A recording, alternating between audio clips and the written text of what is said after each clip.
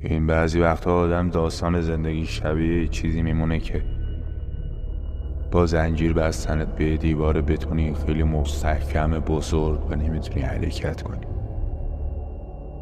این زنجیرها هم دارن سنگین و سنگین‌تر میشن، مثل زمینم مثل یه جای باطلاقیه.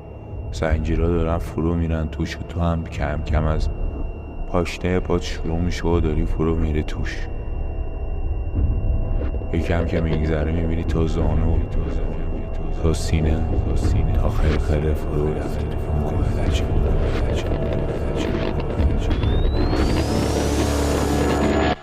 تا نزدیکی های بینیم توشن. اگه همینجوری ادامه پیدا کنه تا ته فرو میرم توش. خسته شدم از این وضعیت.